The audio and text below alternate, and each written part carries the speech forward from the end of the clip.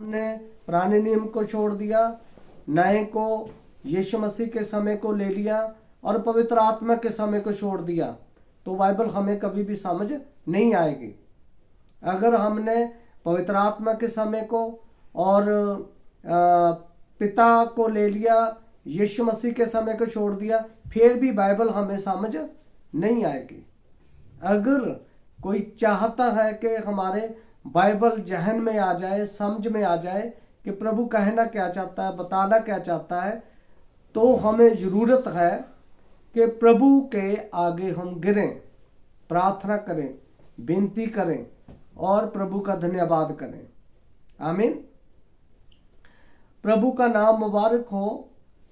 और जैसे हम बात कर रहे थे 4 सुसमाचार की, पुराने नियम की बात, फिर प्रेरितों के काम, जब पवित्र आत्मा नीचे आया, फिर प्रेरितों के काम से लेकर प्रकाशित वाक्य की किताब तक पवित्र आत्मा के कामों का विवरण लिखा गया है। तो जैसे जैसे हम बाइबल को पढ़ते हैं, जैसे जैसे आगे पत्रियों में पढ़ते हैं, यूहन्ना की पत्री है, करंथिया की कलीसिया की पत्री है, रोमियो की पत्री है, गलातिया की, अफसिया की पत्री है, और फिलिपिया की कुलिसिया की पत्री है, फिलोमोन की पत्री है, यहूदा की पत्री है, और इब्रानिया है, और जकूब है, और उसके बाद प्रकाशित वाक्य है। ये सब प्रभु ने अपने लोगों के द्वारा पत्रियों को लिखवाया, जिसके द्वारा हमें ये पता चलता है कि प्रभु ने अपने लोगों के द्वारा हमारे बीच में कैसे काम किया, लोगों में कैसे काम किया। ये सब का सब लिखा गया है, क्योंकि जिस बात को प्रभु ने लिखवाया है वो जरूरत से बिना नहीं है वो। इसीलिए प्रभु ने हर एक बात जो हम पढ़ रहे हैं, है ना, यो कि हम इस समय सुन भी पा रहे हैं, तो प्रभु ने इसीलिए जिस सब बातों को लिखवाया, क्योंकि उन बातों की बहुत सख्त जरूरत थी। आमीन। कोई भी ऐसे बात अचानक नहीं लिखी गई। कोई कहे भी ये तो प्रेरितों ने वैसे लिख दिया। नहीं, प्रेरितों ने वैसे नहीं लिखा, प्रेरितों के द्वारा पवित्र आत्मा ने लिखवाया है, जो आज हमारे हाथों में है, जिसको हम बाइबल बोलते हैं। आमीन। जब प्रभु अपने लोगों के साथ बात करता था, तो आज हम भी उसके लोग हैं, तो आज प्रभु हमारे से भी क्या कर रहा है? बात कर रहा है। आमीन। हमारे से भी क्या कर रहा है भाई? बातचीत कर रहा है। इस बात के लिए प्रभु का धन्यवाद हो। अगर कोई प्रभु का बंदा, प्रभु का विश्वासी जन हो और कहता हो कि मैं प्रभु के ऊपर विश्वास करता हूं, इससे ज्यादा कोई मतलब नहीं होगा अगर वो पूरी बाइबल को ना जान सके। पूरी बाइबल की भाषा क्या बता रही है, पवित्र आत्मा क्या कह रहा है, यीशु मसीह अपने समय में क्या बता रहा था, पुराने नियम में यहोवा परमेश्वर जो नबियों, अपने याजकों और दासों के साथ बात करता था, वो उसका मतलब क्या था, उसी के आधार से हमें बाइबल को लेना पड़ेगा। समझ पा रहे हैं ना सब? आमीन। प्रभु की महिमा हो। मेरे अजीजों, मैं आपको बताना चाहता हूं कि अगर हम पुराने नियम को ले लें, है ना, नए नियम को छोड़ दें, तब भी कोई बात नहीं बनेगी। अगर हम पुराने नियम को ले लें, 4 सुसमाचार को ले लें, फिर भी बात नहीं बनेगी। उसके साथ हमको पत्रियों को भी लेना पड़ेगा। अकेला पत्रियों को लेकर भी बात नहीं बनेगी बाइबल को समझने के लिए। समझ में आ रहा है कि नहीं? अगर बाइबल को हमने समझना है तो हमें प्रकाशित वाक्यों को भी साथ में रखना पड़ेगा। अब बाइबल में प्रकाशित वाक्य मैं क्यों कह रहा हूं? क्योंकि जब हम 7 कलीसिया काल की बात करते हैं, है ना, 7 कलीसियाई कालों में से एक जो कलीसिया काल है उसको हमें लेना पड़ेगा, है ना। पहली कलीसिया काल है अफसुस, दूसरा स्मुरना, तीसरा परगमुम, चौथा थुआतीरा और पांचवा है फिलदिल्फिया, है ना। सॉरी, पांचवा है सरदीस और छेमा है फिलदिल्फिया और सातवां है लौदीकिया काल। आमीन।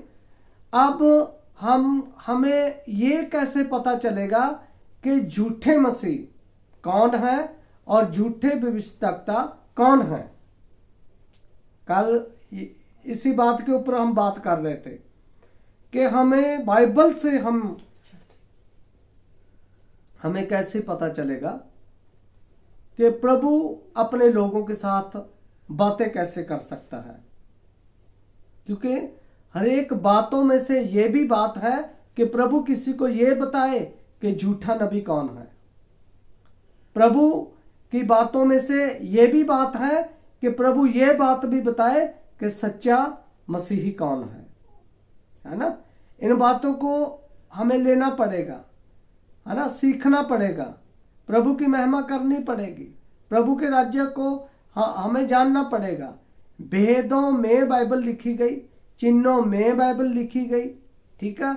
और हर एक चीज को प्रभु ने गुप्त रखा, लेकिन अपने ठहराए हुए समय के मुताबिक प्रभु ने हर एक वचन को खोल कर रख दिया। आमीन। और जब जब प्रभु का वचन खुलता गया तब प्रभु के लोग भी प्रकट होते गए, प्रभु के लोग भी यीशु मसीह के पास आते रहे। और जब प्रभु का वचन खुला, ऐसे नहीं हो सकता था कि प्रभु के लोग ना आए आगे। उनको, जो कि प्रभु के ठहराए हुए चुने हुए, पृथ्वी के पहले ही ठहराए हुए चुने हुए लोग थे, उनको एक ना एक दिन प्रकट होना ही पड़ेगा। आमीन। ताकि प्रभु अपनी बातों को ले और उन लोगों के ऊपर जिनको धरती की नींव रखने से पहले ही प्रभु ने चुना है, उनको परमेश्वर ने ठहराया था ताकि प्रभु का वचन उनके ऊपर खोला जाए। लेकिन ये प्रभु को कभी भी भुलेखा नहीं है कि परमेश्वर अगर किसी को चुनता है, ऐसे नहीं है कि वो भाग जाएगा, वो प्रभु को छोड़ जाएगा। नहीं, प्रभु उसको नहीं छोड़ेगा, क्योंकि परमेश्वर का वादा है। क्योंकि नबी ने कहा है कि हर एक वादे के नीचे प्रभु ने अपने साइन किए हैं। आमीन। और जिस वादे के नीचे उसने साइन किए हैं, वो बात प्रभु की ओर से मुकम्मल है। आमीन। और प्रभु का नाम इन सब चीजों के लिए, कोई भी जिसको प्रभु ने चुना है, ध्यान दीजिए, कोई भी उससे भाग नहीं पाएगा। अगर भागेगा, उसको प्रभु की ओर से कोई सफलता नहीं मिलेगी और पृथ्वी के ऊपर कोई सफलता नहीं मिलेगी, उसको तसल्ली नहीं मिलेगी, उसको किसी भी तरह से शारीरिक चाहे आत्मिक बरकत नहीं प्राप्त हो पाएगी। क्यों? क्योंकि वो प्रभु से भाग रहा है, वो प्रभु से दूर जा रहा है। अगर प्रभु ने उसको चुना है तो प्रभु उसको अपने वचन में ही लेकर आएगा। आमीन। सब ध्यान दे रहे हैं कि नहीं? हालेलुया। तो ये प्रभु का क्या है? प्यार है, जो अपने लोगों के ऊपर प्रकट कर रहा है, अपने लोगों को जताना चाहता है कि यीशु मसीह हमें प्यार कैसे करता है ना। यीशु मसीह हमारी मदद और सहायता कैसे करता है, प्रभु हमारी लोड़ों को, जरूरतों को पूरा करता है, वो कैसे करना चाहता है। आमीन। तो बात हम कर रहे हैं मेरे बहनों और भाइयों, अजीजों, बात बाइबल में जो लिखा है कि हमने बाइबल को पढ़ना है, उसके बीच में क्या लिखा है उसको हमने समझना है। अभी आज भी हमने आयत को पढ़ा है प्रभु की दया से, और प्रभु का धन्यवाद हो सब चीजों के लिए।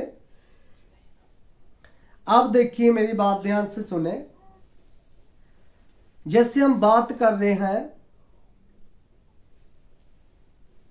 कि पवित्र आत्मा के द्वारा जब चेलों के ऊपर उसने अपना अगला काम करना शुरू कर दिया, तो प्रभु फिर चिन्हों में नहीं बोलता था, फिर जैसे उनके लोग बोल रहे थे वैसे ही वो बोलता रहा था।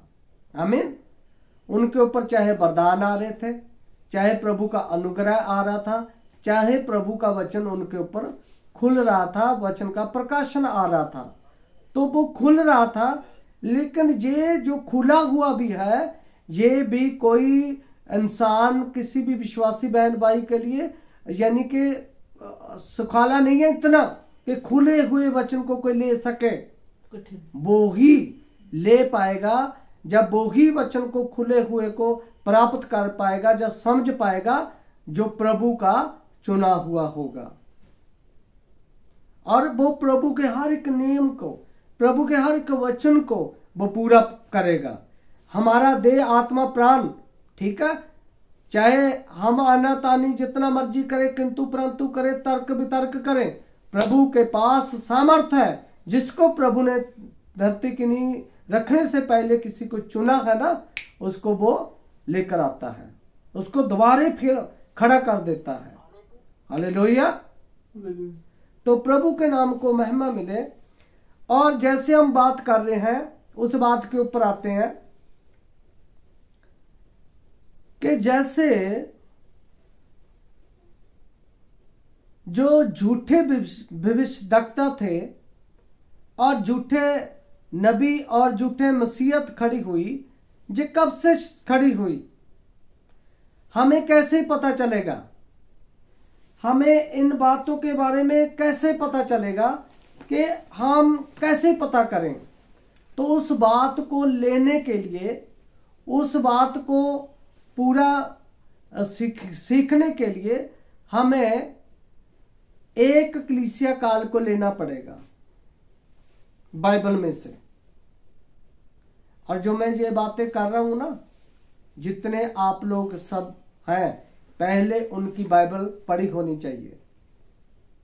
नहीं तो जो मैं विषय बता रहा हूं, जिस विषय के ऊपर बात कर रहा हूं, किसी को भी ये बातें समझ नहीं आएंगी।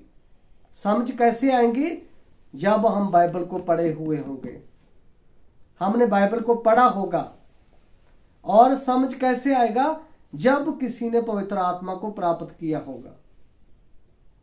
आमीन।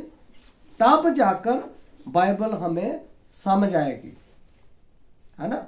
बाइबल को कैसे देखना है, हमें ये सब बातों के बारे में पता चलेगा।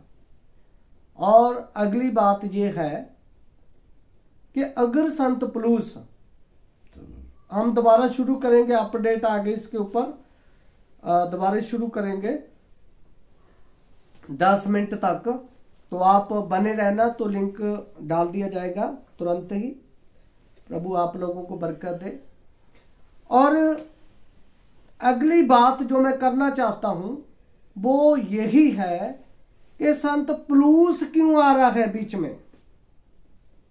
आमीन। संत पौलुस इतनी पत्री क्यों लिख रहा है?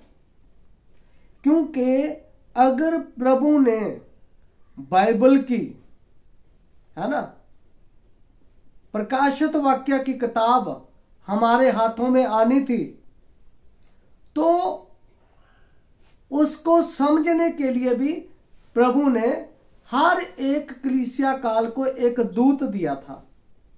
क्या दिया था भाई? दूत दिया था। लेकिन पहली कलीसिया का, अफसुस की कलीसिया का दूत कौन है? जब तक किसी को यह पता नहीं चलेगा ना, तब तक बाइबल किसी के समझ नहीं आएगी। तो पहली कलीसिया का दूत कौन है? उसका नाम है, अफसुस की कलीसिया का के दूत के नाम, उसके नाम का हम अगर पता करना है तो बाइबल में है। तो वो पहली कलीसिया के दूत का नाम क्या है? संत पौलुस। आमीन। क्या है भाई? संत पौलुस। हालेलुया। तो संत पौलुस की क्यों बाइबल में जरूरत पड़ गई? उसकी क्यों जरूरत पड़ी प्रभु को? क्योंकि वो विद्वान था, वो ग्रंथी था, वो पढ़ा लिखा था, वो ज्ञानवान था, उसको प्रभु ने बुद्धि से भरा था, इसीलिए प्रभु ने उसको पकड़ा और अपने काम के लिए प्रभु ने संत पौलुस को इस्तेमाल किया। और बाइबल में जब हम देखते हैं अलग अलग पत्रियों में, तो वहां पर यही बात लिखी हमको मिलती है कि वो शैतान आ रहा है और वो अभी भी काम कर रहा है। उससे बचने के लिए कितनी पत्रियों में लिखा गया कि दुष्ट से बचना है, उसकी गलत शिक्षा से बचना है। तो बाइबल में जब पवित्र आत्मा उतरा, जब संत पतरस ने प्रचार करना शुरू किया, जब लोगों ने उनको पूछा कि हे भाइयों, अपने पापों की क्षमा के लिए हम इन गुनाहों से बचने के लिए क्या करें, तो संत पतरस ने कहा था कि करना क्या है, अपने अपने पापों की क्षमा के लिए प्रभु यीशु मसीह के नाम से बपतिस्मा लो, ले, फिर तुम पवित्र आत्मा का दान प्राप्त करोगे। तो वहां पर लिखा है जे इकरार उनके लिए है जो प्रभु के लोग होंगे और जो प्रभु से अभी दूर है, जिनको एक दिन प्रभु अपने पास बुलाएगा। ये इकरार उन सब लोगों के लिए प्रभु ने बांधा था। और उसके बाद एक और बात वहां पर लिखी कि आप कब्बी पीढ़ी से बचना है। आई समझ? किससे बचना है? वहां पर लिखा है कब्बी पीढ़ी से बचना है। तो कब्बी पीढ़ी का क्या है? यही है वो गलत टीचिंग, गलत शिक्षा, गलत यानी कि झूठे भविष्यवक्ता और झूठे मसीह उठ खड़े होंगे, जिसके बारे में यीशु मसीह ने भविष्यवाणी की थी, जिसके बारे में यीशु मसीह ने बताया था। आमीन। और मेरे जीजो देखिए, आगे जाकर जब संत पौलुस बात कर रहा है, जब उस बेल की प्रणाली शुरुआत होती है, तो उसके लिए प्रभु का जो वचन है वो बताया जा रहा है। जब हम पढ़ते हैं प्रभु के वचन को, 13 अध्याय मत्ती सुसमाचार उसका 13 अध्याय, और उसके हम कुछ वचन से हम पढ़ेंगे प्रभु की दया से।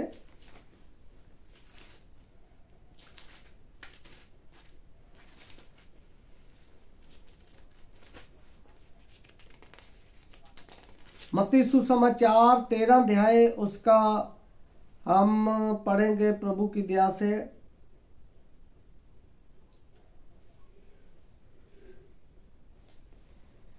चौबीस आयत से पढ़ेंगे, 13 की 24 आयत से।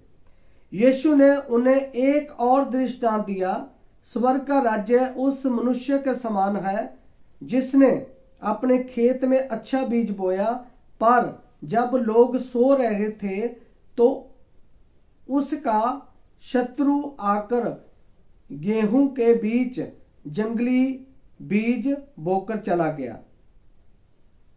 ठीक है। जब अंकुर निकले और बालें लगी तो जंगली दाने के पौधे भी दिखाई दिए, है ना। इस पर गृहस्थ के दासों ने आकर उससे कहा, हे स्वामी, क्या तूने अपने खेत में अच्छा बीज ना बोया था?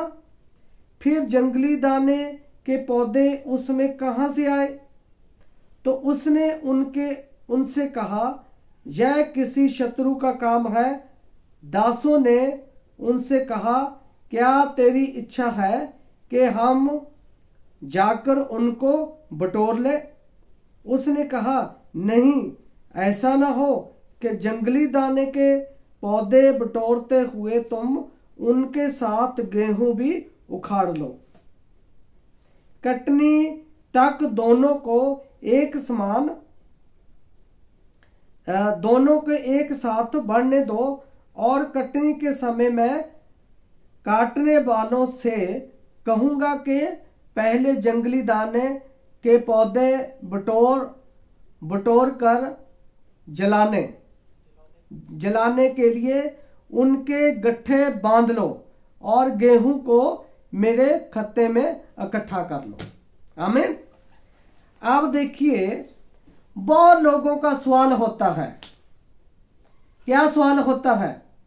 अब शुरू करते हैं इस बात को कि झूठे और सच्चे कहाँ मिलते हैं। अभी मेरे हिसाब से जैसे मैं बात शुरू कर रहा हूं, ये अगले हफ्ते में चले जाएगी फिर बात, क्योंकि बहुत लंबी बात हो जाएगी।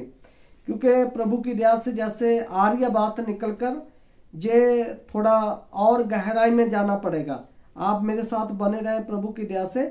तो यहां पर यीशु मसीह ने उनको रोक दिया कि जंगली पौधे जो उगे हैं उनको नहीं उखाड़ना, ऐसा ना हो कि आप लोग गेहूं को भी उसके साथ उखाड़ दें समय से पहले। इसीलिए उनको रोकने के बाद उनसे कहा कि इनको बढ़ने दो एक साथ में, है ना। कटनी के समय में देखेंगे उनको गट्ठर बांध दिए जाएंगे, और काटने वालों को मैं हुक्म दूंगा कि जो है ना यानी कि जो जंगली दाने वाले पौधे हैं उनको इकट्ठा करो, उनके गट्ठर बांधकर उनको जला दो, और उसके बाद गेहूं को क्या करो, मेरे खत्ते में इकट्ठा करो। तो बहुत सारे लोगों का ये सवाल होता है, जब खरी शिक्षा की बात आती है, जब प्योर वचन के प्रकाशन की बात आती है, बहुत सारे जो प्रभु में आते हैं, नए व्यक्ति आते हैं प्रभु के बीच में, तो उनके बाइबल समझ नहीं आती। बाइबल कैसे हम देखें उनको पता नहीं चलता। वो लोगों को देखना शुरू कर देते हैं। किन लोगों को? जो मसीही होते हैं, है ना, जो पास्टर होते हैं, चर्च होती है छोटी बड़ी कुल मिलाकर, तो लोगों का ध्यान उन लोगों की तरफ हो जाता है। तो जब खरी शिक्षा की बात आती है, जब परमेश्वर के वचन के पूरा करने की, जब प्रकाशन की बात आती है, तो लोग क्या करते हैं? उन लोगों को देखते हैं जो मसीह में होते हैं, है ना। तो ये बात लोगों को समझ नहीं आती कि वो सही है या गलत है। ओ कट गए, इधर बंद कर। तो सब लोगों का यही एक सवाल होता है कि सब लोग क्या नरक में चले जाएंगे? वो अपनी चिंता नहीं करता बंदा, वो लोगों की चिंता करने शुरू कर देता है कि सब लोग नरक में जाएंगे। तो बाइबल से पूछें, बाइबल को पूछें। हालेलुया। ऐसे बात नहीं चलेगी। आपने जाना है स्वर्ग में, या सभी को लेकर जाना है, जिसको आप, है ना, कहते हो कि वो भी जाने चाहिए। वो कैसे जाएंगे? वचन लेकर जाएगा भाई। हमें भी, लोगों को भी, पास्टरों को भी, सेवकों को भी, कलीसियाओं को भी वचन लेकर जाएगा। ठीक है। इसमें खींचतान से कोई भी स्वर्ग में प्रभु के पास नहीं जा सकता। बाइबल को पढ़ें। कोई भी जन मेरे पास नहीं आ सकता जब तक पिता उसको खींच ना ले। अंत के दिन उसको मैं जिंदा उठाऊंगा। हालेलुया। तो बात तो ये है, असली वाली बात तो ये है। और जैसे मैं बात कर रहा हूं, और प्रभु का मसा आप लोगों के ऊपर आ रहा है, आमीन, तो आप लोगों को पता चल रहा है कि कुछ हो रहा है। हालेलुया। जो करने वाला पवित्र आत्मा है। तो प्रभु ने उनको बढ़ने दिया। प्रभु ने क्या किया भाई? उनको सबको बढ़ने दिया, गलत शिक्षा वालों को और असली शिक्षा वालों को, गेहूं को और जंगली जो पौधा था, जंगली बूटी थी, उसको भी बराबर बढ़ने दिया। दोनों प्रणाली, सच्ची और झूठी, जो दोनों बेलों को, सच्ची को और झूठी को बराबर बढ़ने दिया। ठीक है, तो ये हमने देखना है कि हम कौन सी प्रणाली से हैं, सच्ची प्रणाली से या झूठी प्रणाली से, है ना। झूठी शिक्षा से हम आते हैं या सच्ची शिक्षा से हम आते हैं। ये बात प्रभु अपने लोगों के ऊपर क्या कर रहा है, प्रकट कर रहा है। ऐसे ही है कि हम बाइबल को इस तरीके से हम समझ सकते हैं। हालेलुया।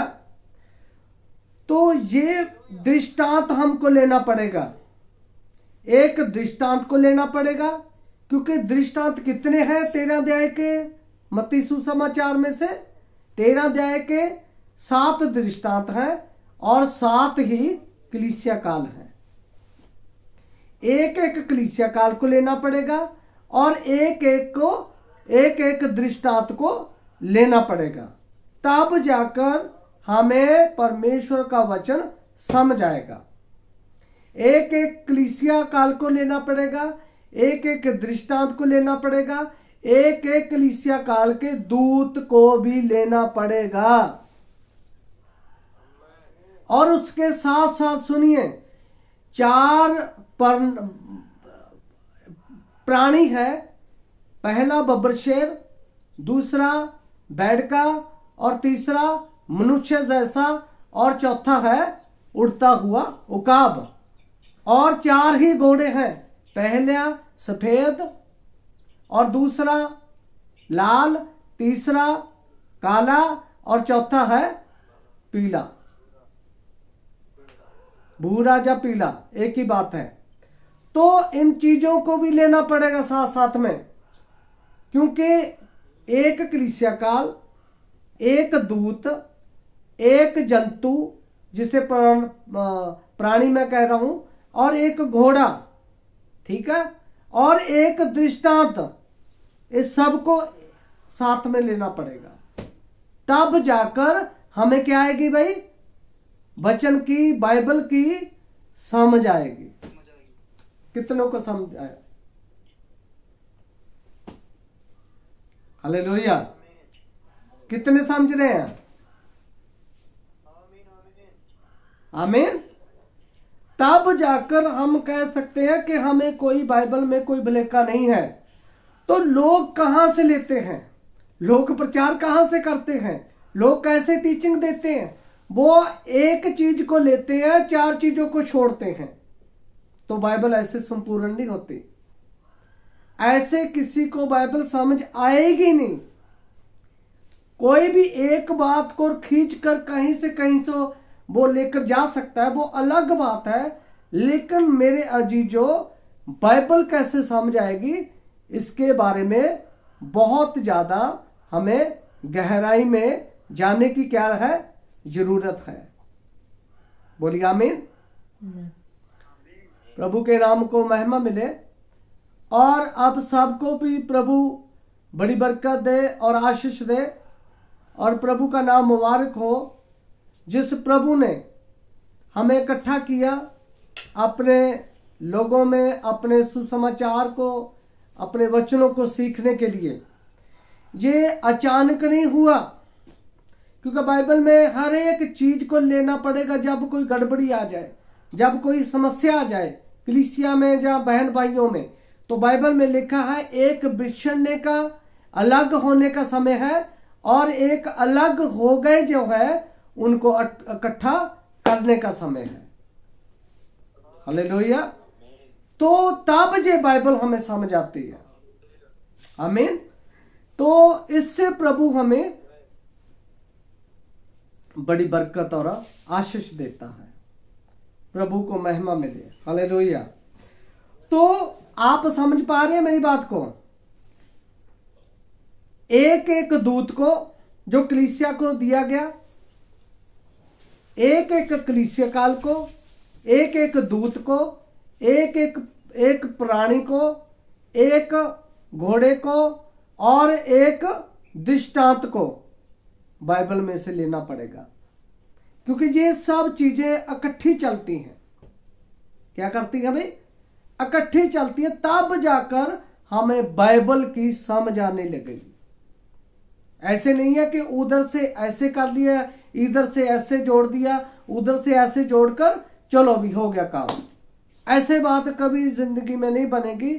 ठीक है, वचन तो वचन ही है, लेकिन जो बात एक विस्तार तरीके से, एक पवित्र आत्मा के द्वारा उल्लेख करने का, वो बात ही कुछ अलग है।